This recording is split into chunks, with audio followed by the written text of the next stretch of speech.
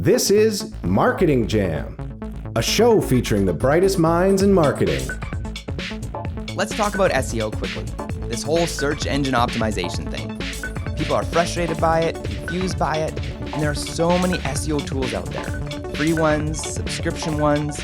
Which one's the best? Do you ever feel like it's been this dark art, this mystic craft hidden for only certain people to understand? Well, here at Jelly, it all became clear when we started using Ahrefs. The reports we got, the clarity on site ranking, and so much more.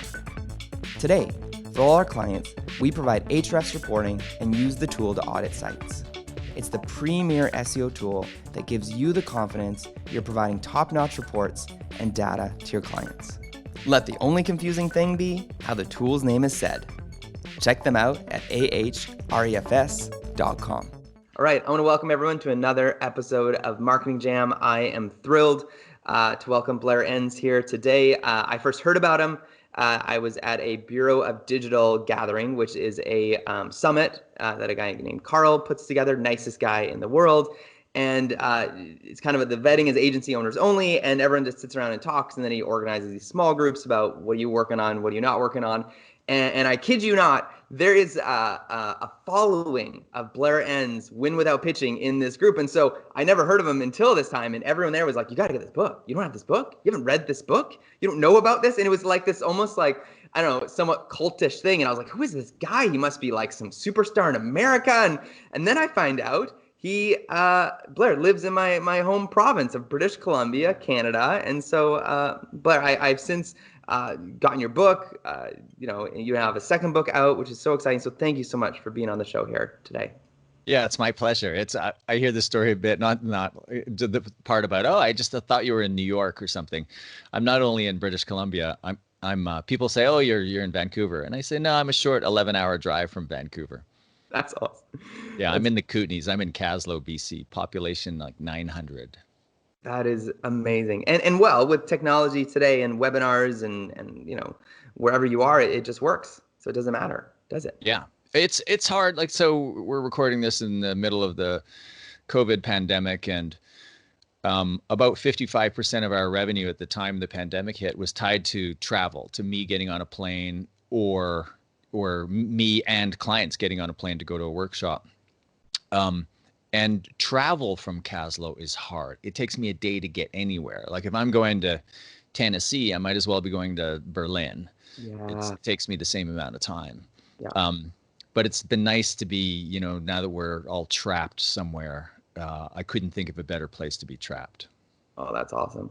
So tell me this, those that were like me back in the day at the Bureau of Digital, how would you describe Win Without Pitching for those that are kind of first timers stumbling upon this book or this concept?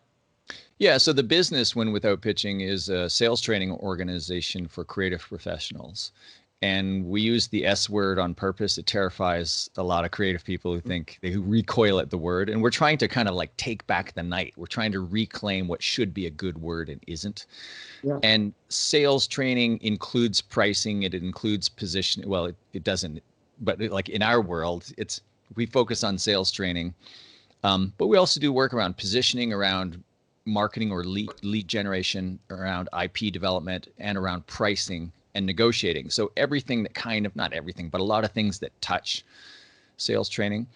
And we're always targeted to the creative professional. There are always those outside of our target market that see relevance in what we do. So for the most part, we welcome people outside of the creative space. But when we're marketing, when we're creating products or services, when I'm creating content, when I'm thinking about my audience, I'm always thinking about the creative professional. And in some ways, the professional services department, like lawyers could adopt this, accountants could adopt this same model in some ways, from what I understand. But have you seen those connections made? Oh yeah, lawyers, accountants, financial planners. I hear a lot from financial planners, management consultants. What's interesting is, especially in the design world, not so much in the advertising, but in the design world, you're seeing this convergence of all these different professional services. So you've got design, consulting, engineering, primarily software engineering, but also engineering. They're all converging into these like really interesting combination of professional services firms. And so we could broaden, like, this is kind of a lesson in marketing and positioning. For years, I've had people say to me, wow, this win without pitching stuff, it's so relevant to my space. And I don't run an ad agency or design firm. You should really broaden out. And that would be a big mistake. Because I could broaden out to, you're always in this dance between differentiation and relevance when you're trying to position your brand. While we are relevant to all the folks in those categories, as soon as we broaden out our claim of expertise, saying we're experts at helping professionals or professional services firms accomplish whatever, or sales training for professional services firms, then we invite all kinds of competition against which we don't have a competitive advantage. Because I really think, as somebody who grew up in advertising and design, our competitive advantage is I'm not so much an expert at selling as I am an expert at understanding the peculiarities of the creative mindset that makes selling difficult. Yeah.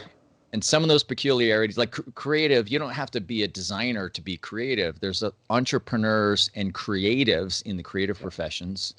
They have a lot in common. It's about the ability to see or bring novel perspective, high propensity for risk. So in general, entrepreneurs align nicely with this creative audience. I found that whether it was at Bureau of Digital or we have a quarterly group here in Vancouver, most of the folks who I know are artists at heart, creatives at heart, that stumbled into business and then figured out how to monetize their incredible creativity or their skills or their gift, and have been really fumbling along. Like I'm one of them, fumbled along to figure out sales. Yeah, and that, like that's the person that I want to help. And my whole, like, you think about, like, why do you get up in the morning? What really motivates you? I'm like, for the money, I can go into an organization with a large sales force that sells X, and I can help them get better at what they do. And I'll feel good about it and I'll make some money at it. But I really feel like I was put on this earth to help the creative person in that moment. So you're a creative person, you think, wow, I think I'd like to do this for a living. I'd like to call my own shots. I'd like to run my own firm. Yeah.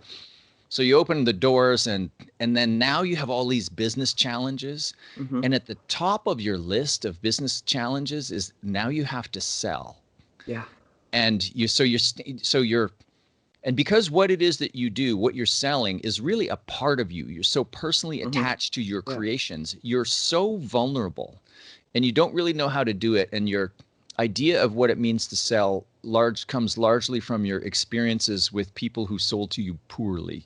Yeah. So I always imagine this vulnerable creative person standing up in front of a prospective client in their most vulnerable moment, trying to sell their creations.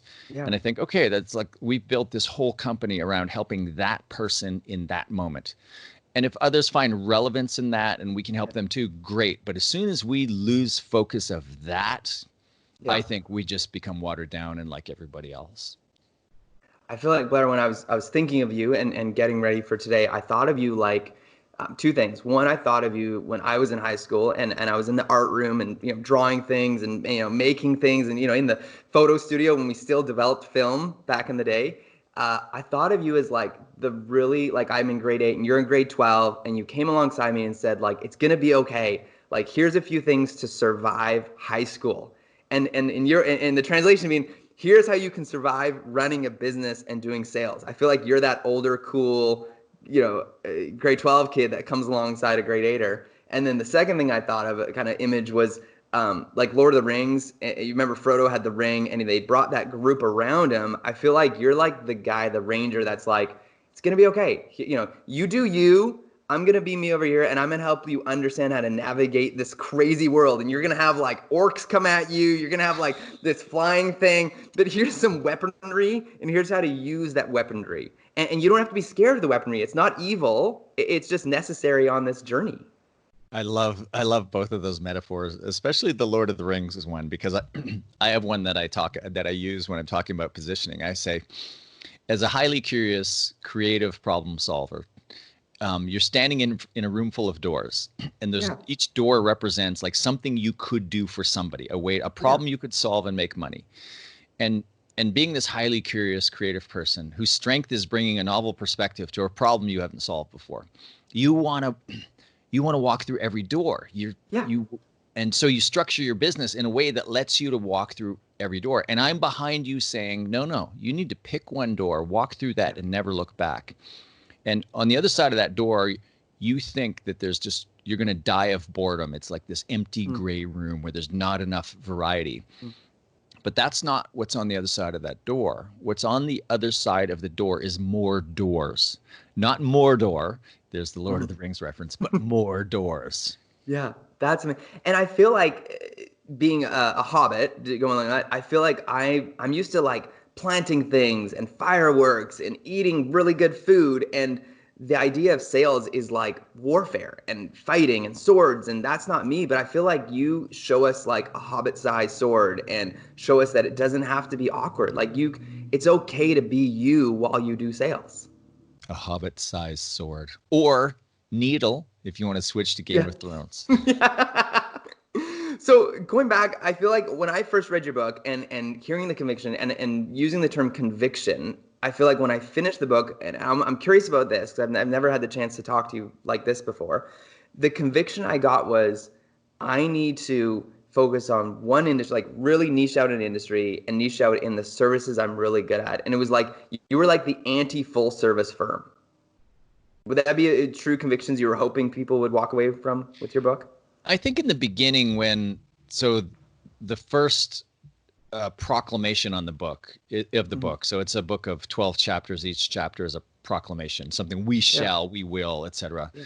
And the first one is we will specialize.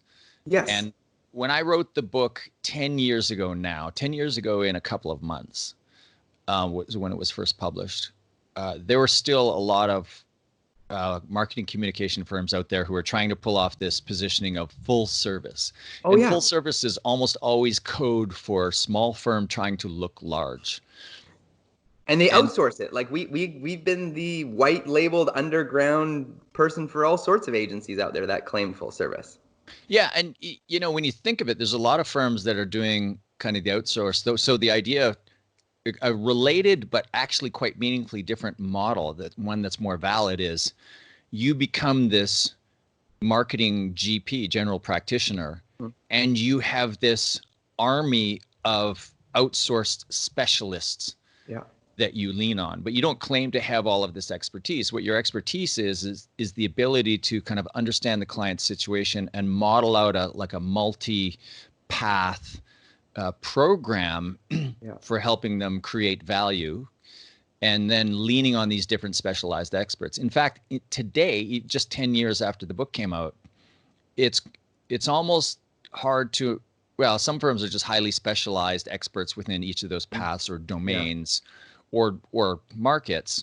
But you can still be a generalist as long as you embrace this idea that you're like the GP who's always going to refer in the specialist. So you need to find a revenue model that allows that to work. And the skills that you need to build, you need to resist the urge to go become an expert in these different subject matter areas, because you can't possibly do that.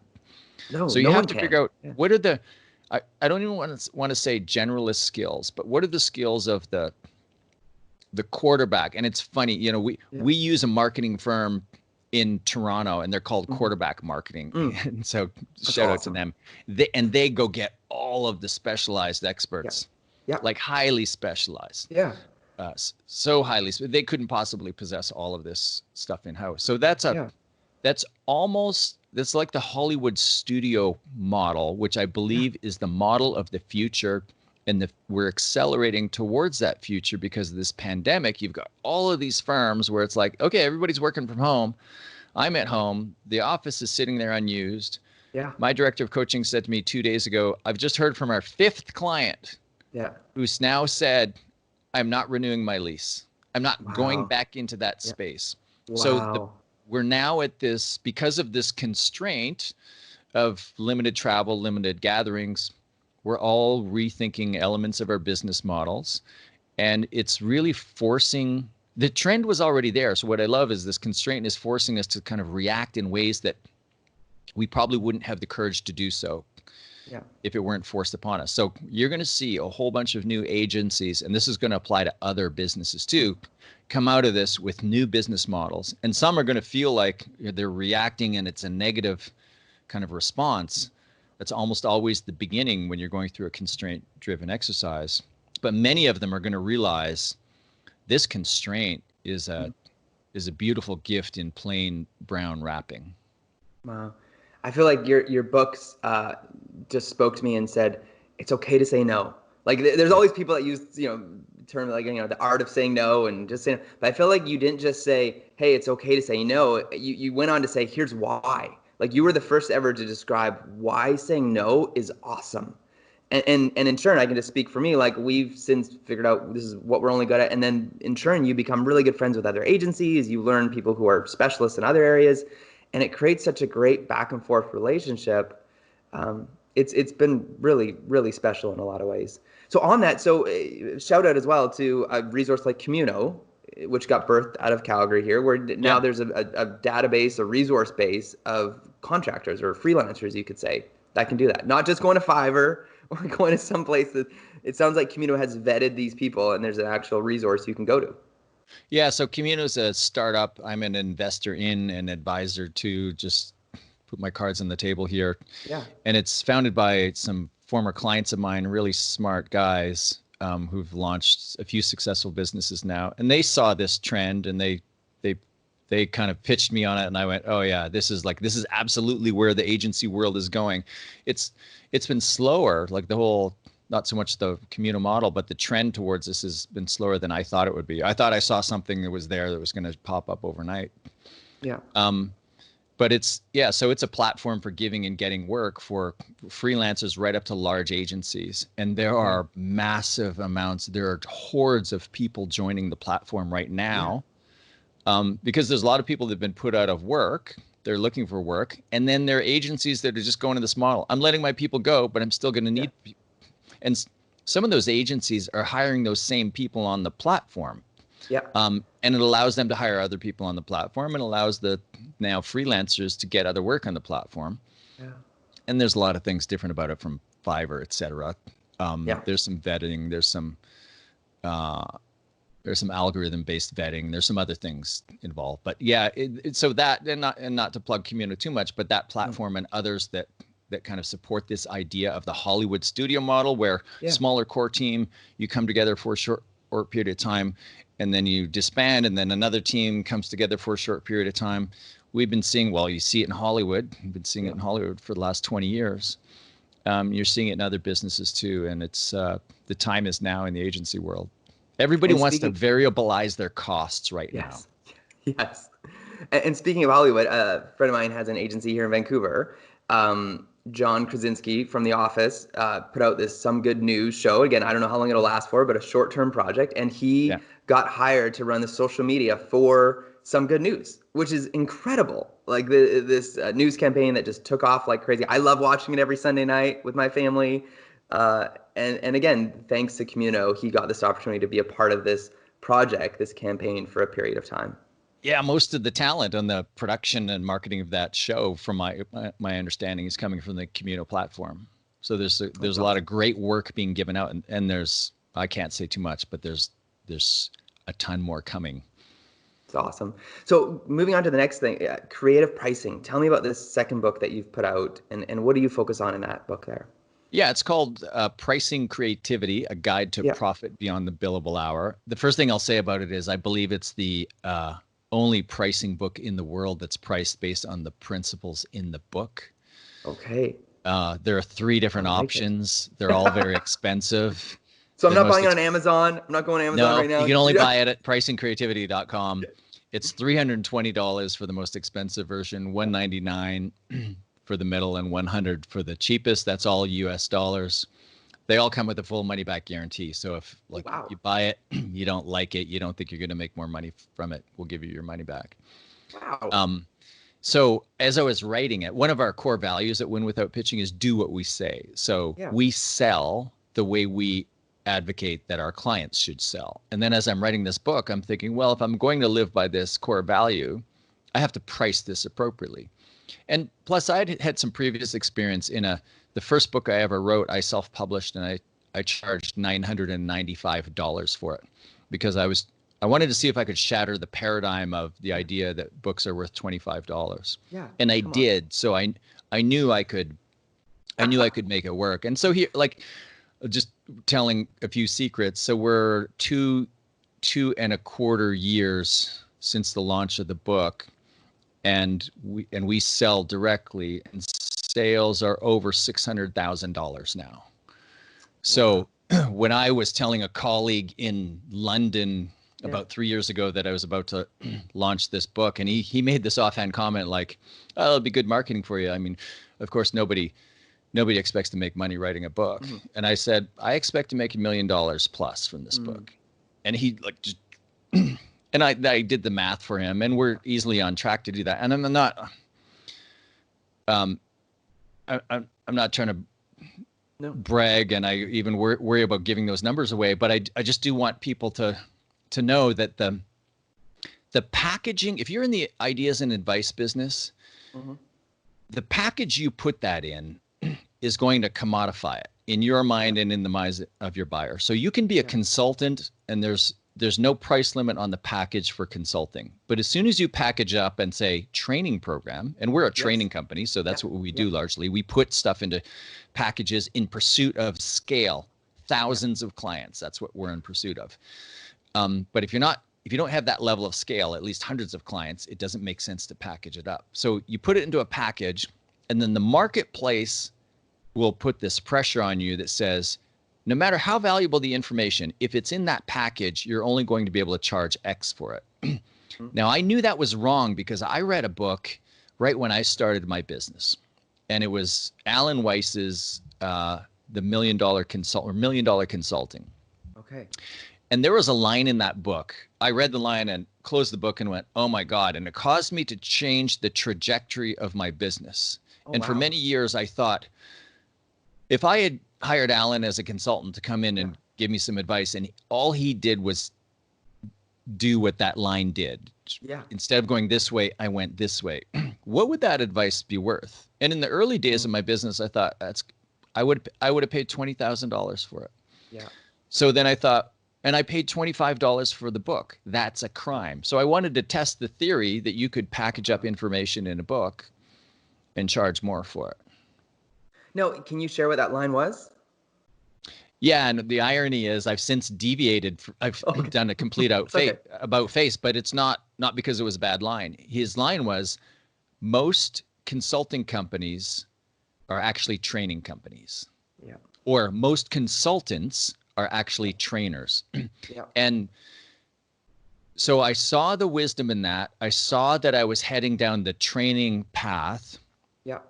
And I refocused to consulting. But then what happened over the years is, and I've written about this extensively. I write about it in Pricing Creativity. I have an article on my website, winwithoutpitching.com, recently called Recurring Revenue, Holy Grail or False Promise, in which I talk about the idea of productized services versus customized services. So even though Alan warned me and I was going down the training path, I pivoted to consulting. At some point, as a consultant, I started to veer over, not into training so much, but I started packaging my services, which is a big mistake because then you introduce these commodifying forces.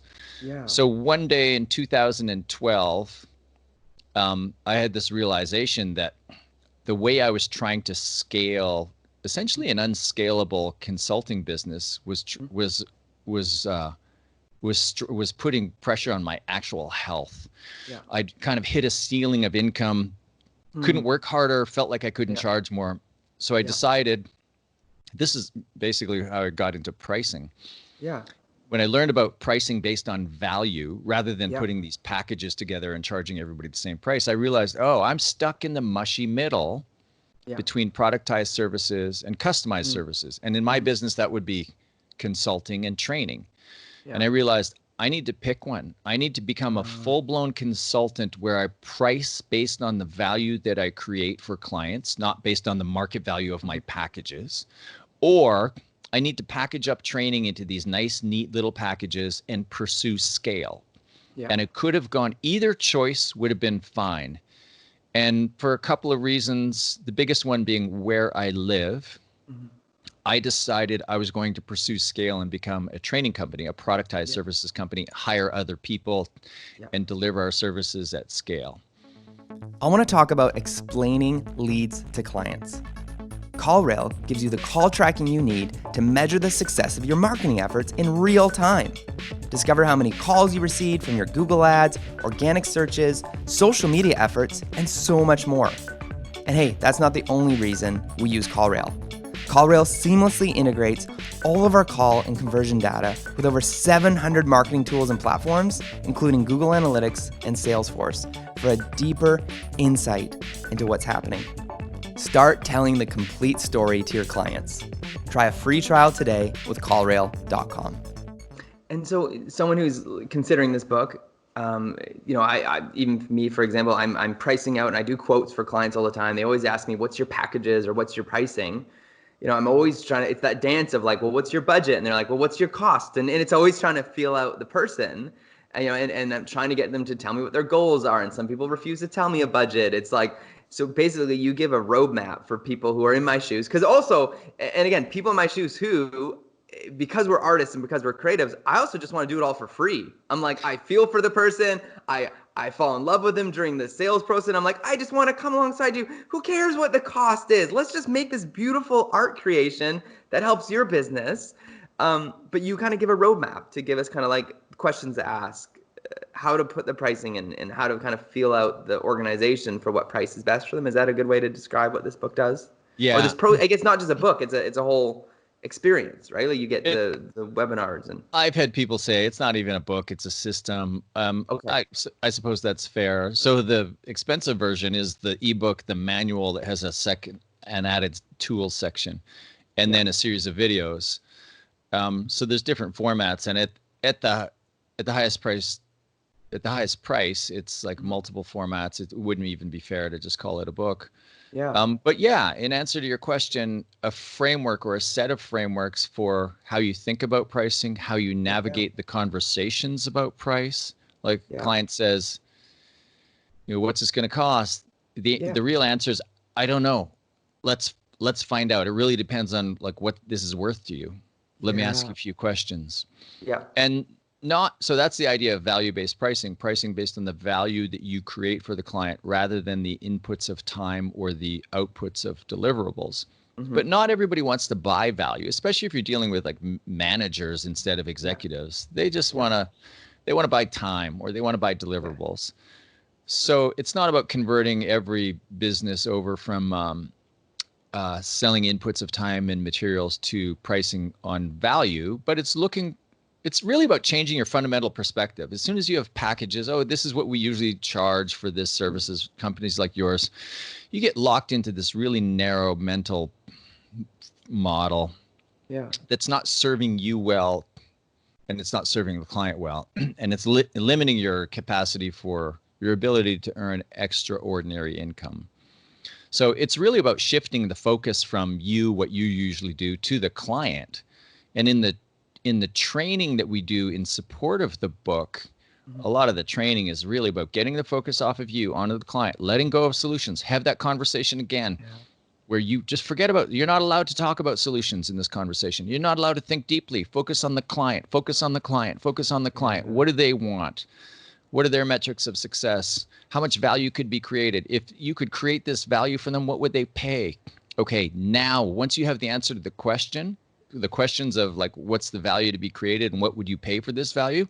Then you start thinking about costs. Then you start thinking about solutions. And that is 180 degrees backwards from how almost everybody does it.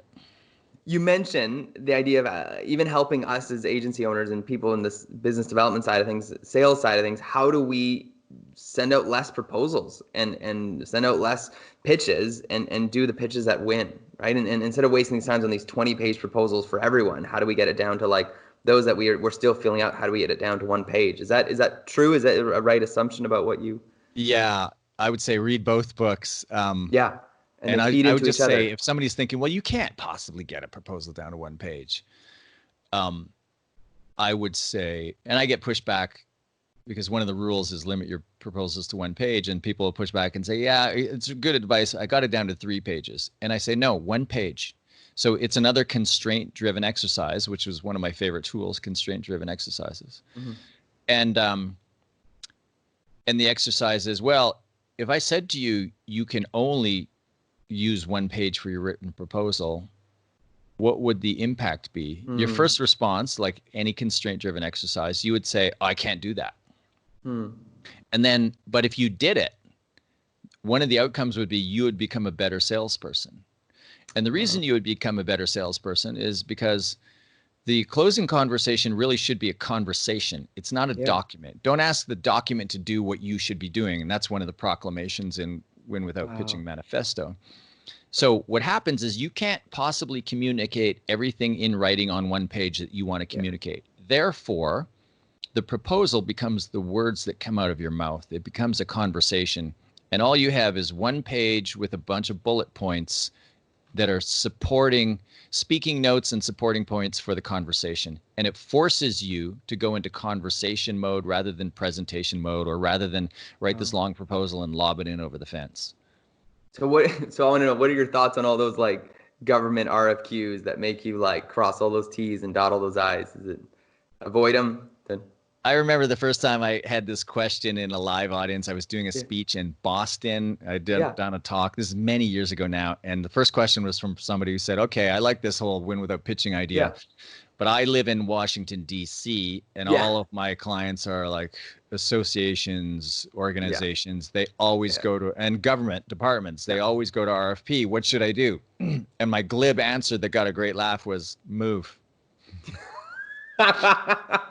I mean, there are some businesses where, that's the market you've chosen, and there's a good reason for you to have chosen it. But if you're a generalist who's just like, that's part of your business, like I would suggest for the most part, this is a short answer. There's a longer, more nuanced answer. For the most part, like most of us as creatives and marketers wouldn't like wake up in the morning and say, you know what I'm going to do? I'm going to launch a business that requires the only way I can get business is by wasting years of my life responding to ridiculous RFPs that weren't appropriately written for the service that they're intending to acquire by somebody who has no idea what they're doing.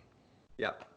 Oh, that's amazing. Yeah, that's a good point. And sometimes even I went through a 45-page one yesterday, and they asked the same thing 4 different times in 4 different ways. But really, ultimately, they were just asking for the same piece of information. Tell me about the podcast you have, and you're about to launch a YouTube channel. Tell us about those 2 things coming down the pipe. Yeah, thanks for that. So my podcast is called Two Bobs, Conversations on the Art of Creative Entrepreneurship. I do it with my friend and co-host, David C. Baker. David is an independent consultant to independent creative firms worldwide. He's worked with, on an in-depth basis, more than 1,000 agencies or independent creative marketing and digital firms. There is, by a far stretch, I believe there's nobody in the world who has the experience and the data from working with independent agencies than him, that he has. Like, he likes to say he's really a data scientist posing as a consultant, which I think is a really great description of him. And so it's the number 2 bobs.com. It drops every 2 weeks. They're 30 minutes long, and it's typically me interviewing him on a topic in one episode, and then the next episode he'll interview me on another topic. And some of them we're always both contributing, and some of them are more kind of 50-50 ones. It is, by one study done a little over a year ago in the UK, it's the second most listened to podcast in the independent agency owner space after the Tim Ferriss show. Yeah. It served us both well. It's so much fun to do. We've been doing it for about 3 years. Yeah, I'm a subscriber. I'm a fan. It's a great show. And you said you're going to put it on YouTube soon? Is that what you were saying? Yeah. Well, I won't commit to that. We've been like, we are toying with the next iteration of the podcast, and that will be launched. The next iteration will be launched sometime in 2020. Okay. Good. Win Without Pitching, we're launching our YouTube channel next week. Yeah. Nice. So tell me about this. being at the Bureau of Digital and meeting with other agency owners, is it possible to put us all in one camp where it's like, I argue there's a difference between like marketers, like digital marketers and web creators, and then there's like creative agencies. I feel like there's these camps of agencies out there, but are the books that you have and the support you have, does it work for all three of us, like web creators, marketers, and creative agencies, or do you specialize more for one of those three within the agency realm? Yeah, so in my heart, it's the creative person, but if I'm honest about like the largest part of the market, we'll probably have marketers, people who see themselves as marketers, and they have a similar challenge. Marketers look down their nose at selling, and they think if you're really good at marketing, you shouldn't have to sell. So they have a similar but different challenge with selling. Yes. And so often we get this combination of creative and marketer. That's how I think of myself. I think of myself as a creative person and a marketer, and I teach people how to sell. So I think it all translates. I get some pushback now. I find it really interesting, and I've talked about this in some of my podcasts or written about it. Every once in a while in a training cohort, somebody will say, well, who else is going to be in this? And I'll mention the types of firms, and they go, well, those firms aren't like mine. And I think back to when I was in an entrepreneurial coaching program, a room full of 40 entrepreneurs, and there's somebody who had a dog walking business, and somebody financial planners, and somebody taught life skills through chess, and somebody had a snow removal business. And I think, like our stuff is industry specific, so maybe there are some moments that don't translate beautifully. But I looked at a room full of entrepreneurs who could really relate and benefit from stories of businesses that weren't exactly like theirs. And then I look at somebody who says, "Oh, I run a 50-person agency. I don't know that like those 10-person agencies are really not the same as mine." I think how have you even succeeded in business? If you can't translate and take examples from somebody who's a little bit different, like if we're all benchmarking against firms exactly like us, that's what I don't like about these benchmark studies. It just like brings out the average in all of us. Yes. So my short answer is, I think it translates. We've done a lot of like deep training for big companies in all of those different categories. Yeah. Okay. Yeah. And it's one of those things that I find that the way that they organize the Bureau events is like, sometimes they organize us by agency size. Sometimes they organize us by geographic area.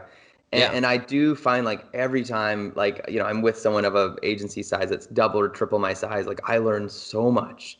And there's a Major Tom here in Vancouver, has multiple offices, a guy named Miles there, one of the most generous, helpful people I've ever met in the industry. And I'm always learning. And I even find sometimes when he's asking other people stuff, he's learning and he's open. And I think that's part of their success, is their openness to keep learning. And shout out to Carl Smith at Bureau of Digital, who runs a fantastic organization. I've spoken at multiple events there. And the community that he's really built is fantastic. I do notice something about the Bureau community when it comes to like my guidance. There's a belief among the more dev type shops that this value-based pricing doesn't apply to us. And it's so entrenched in the Bureau community of dev shops. And there's only so many resources I'm going to throw at trying to solve that misperception problem. It will sort itself out eventually, but it is one of the peculiarities that I have noticed. And I'm not calling out the Bureau or that community other than as an example of, you do get groups who say, no, this doesn't work for me. Like I've worked all over the world, and I taught, one of my principles is you got to talk about money early and often. The win without pitching rule of money is this: if you don't talk about money, you don't make it. Yeah. And everywhere I've gone in the world, people have pushed back and said, "Oh, you don't understand, Blair.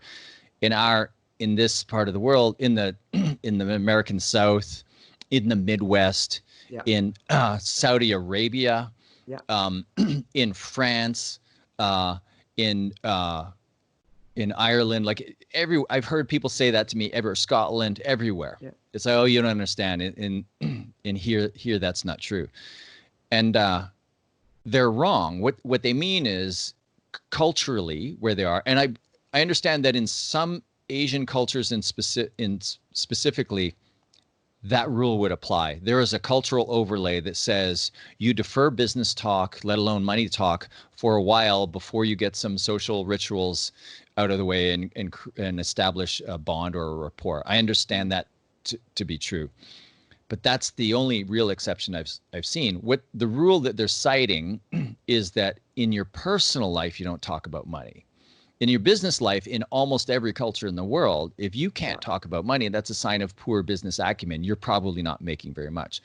So that's just an example of pushback on a principle where, and you probably hear this from your clients too, which is like, oh yeah, good theory, Darian, but you don't understand, my business is different. And you think your business is not meaningfully different on this topic, but you can't see it. So we, as advisors, I think we all run into that problem in various places. So help me understand. So if someone is a student listening to the show or about to start an agency, or man, maybe they got downsized and they're going to start their own thing going on. Do you choose the vertical or does the vertical choose you? Oh, that's a great question. And it really depends. It's a combination of things. So in the beginning, so somebody who's just left the job, somebody who's mid-career and just left a job and gone out on their own for the first time, that's a little bit more nuanced. Let's leave that one aside. Let's take somebody who's coming out of design school or who's still fairly young. After their first job, they decide they want to open their own firm. So again, the First Proclamation is we will specialize, but it's a mistake to specialize too early. So I talk about the two levels of success in business and in life. The first level, where you get kind of validation, people are paying you money, you're earning a living, and you're thinking, hey, this is working, but you're not getting rich. You get to the first level of success via two tools, hard work and saying yes to everything. So that's the advice I give to all young people. In the beginning, you open up your doors, you do a whole bunch of different stuff. For a whole bunch of different people, you work hard, yes. And you're going to say yes, even if I tell you to say no, because you live in terror of not knowing where the next dollar is coming from. I've been there. Oh yeah. So yes. But the second level of success, to get there, you actually have to put down those tools, because the tools that get you to the first level keep you from getting to the second level. The second level of success, you get there not through hard work, but through risk. You get paid based on the risk that you take. So Peter Drucker, the godfather of management consulting, has 1,000 quotable quotes, but the one I cite almost every day is this: in business, all profit is derived from risk. Now, you could extrapolate and say, in life, all profit is derived from risk, and you can define profit however you want. You don't take risks, you're not living a fulfilled life. So instead of hard work, it's not about working hard, it's now about taking risks. And instead of saying yes to everything, you start to say no. You start to become more selective. And Warren Buffett has this great quote: the difference between successful people and really successful people is really successful people say no to almost everything. Wow, that's great. So to answer your question, in the beginning, the vertical might choose you, or the you think it's, and it doesn't have to be a vertical. It's a market, however you want to define it, and a discipline. So what do you do? Who do you do it for? And in the beginning, don't worry about that. Chase the money, look for the opportunities, look for the spots where you think, oh, I could go deep here. Eventually, but get breadth early. This is great. So Blair, where can people find you? Where do you spend your time online? winwithoutpitching.com. So winwithoutpitching.com, you can find links to both my books. Pricingcreativity.com will take you to a page on winwithoutpitching.com. I'm Blair Enns on Twitter and LinkedIn. I'm not on Facebook. I'm a gold level sponsor of the Shut Your Facebook movement. That's where you'll find me. And 2bobs.com, the number 2bobs.com. Awesome. And I look forward to that show every 2 weeks. Thank you for doing that. And I've also, if you're doing some live recordings of this as well, which is really exciting on Zoom. So if we follow you on Twitter, we might get the chance to watch it live. Is that correct? You got it. Yeah. That is awesome. Thank you for being on the show. This was incredible. All the links that Blair talked about will be in the bio if you're more interested in hearing more. We'll even throw some links to Camino and some of the other resources we talked about there as well. So thank you, Blair. Thanks, Darian. It's been my pleasure. To those viewers who are watching on YouTube, I apologize for the lighting disaster. No, you look great. You look great. Thanks, everyone, for joining us this week, and we'll see you next week on The Jam.